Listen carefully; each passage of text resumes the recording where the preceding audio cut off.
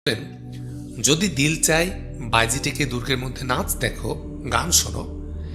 এছাড়া যদিও আমার একান্ত না পছন্দ, তবু অভ্যাস থাকলে একটু আধটু শরাব পিও। লেকিন আলী আশরাফ সুলতানের কথার মধ্যে তাজিমের সাথে প্রতিবাদ করে বলল, গোস্তাকি মাফ হয় জনাব, ওসবে আমার তিল পরিমাণ আসক্তি নেই, ওসব না পছন্দ। বিলকুল জি জনাব। সঙ্গীত আর সাহিত্যে কিঞ্চিত আকর্ষণ থাকলেও মজ করার ব্যাপারে এ গোলাম জিন্দেগি ভর অনভ্যস্ত। সুলতানের পাশে বসা চকচকে লেবাসের এক ছিমছাম নওজোয়ান আলী আশরাফের এ কথায় খানিকটা শব্দ করেই হেসে ফেললেন। সুলতান তার দিকে তেরছা নজরে চাইলেন, পরে হালকা করে বললেন, শাহজাদা আমির আজম সাইফুদ্দিন হামজা শাহ এতে হেসে ফেললেন যে? আলী আশরাফ উদ্গ্রীব হয়ে লক্ষ্য করল, এই সেই শাহজাদা, পান্ডুয়ার ভবিষ্যৎ কর্ণধার। শাহজাদা সাইফুদ্দিন হামজা তেজের সাথে বললেন, কসুর মাফ হয় আব্বা হুজুর, বাইজির নাচ গান শরাব যে পুরুষের না পছন্দ, জেনানা মহলের খোঁজা প্রহরী হিসেবেই তাকে ভালো মানায়। কোনো দুর্গের মুহাফিজ বা লড়াইয়ের জওয়ান হিসাবে সে একদম বেমানান। অর্থাৎ মজ পৌরুষের একটা অতিরিক্ত লক্ষণ। মজ না করলে কোনো পুরুষের তাকত বৃদ্ধি হয় না, হিম্মত বাড়ে না, এবং জানবাজির কাজে তার দিলে কোনো রকম জোশ পয়দা হয় না।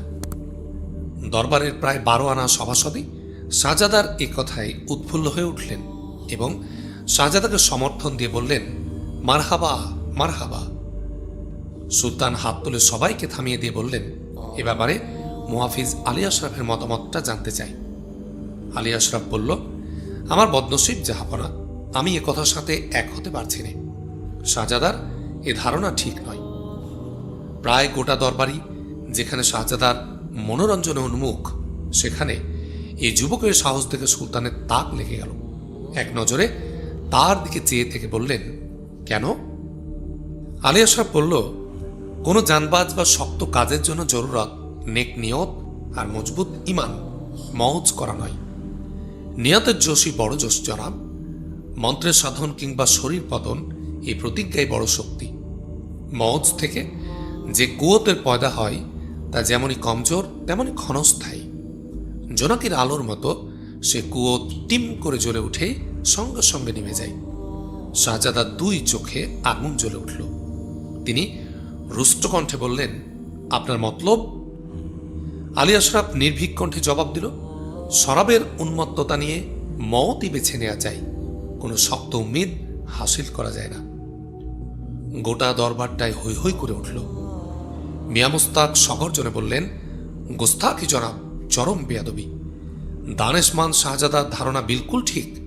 কোনো শক্ত কাজে যাওয়ার আগে দিলটা চাঙ্গা করে নেওয়াটাই কামিয়াবির পয়লা শর্ত। নিয়ত আর ইমান নিয়ে দরবেশগিরি করা চলে, জানবাজি চলে না।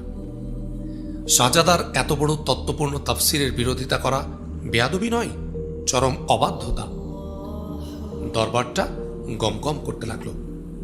সুলতান শক্তকণ্ঠে আওয়াজ দিলেন, খামোশ। পলকে দরবার আবার স্তব্ধ হয়ে গেল। আলী আশরাফের উপর সুলতান নাখোশ হলেন নাকি, এই চিন্তায় উজির খানজাহান, উজির আজম খাঁ, সালার জহিরুদ্দিন ও ফৌজদার আতা খাঁ সহ কিছু কিছু অন্য দরবারীও উদ্বিগ্ন হয়ে উঠলেন। কিন্তু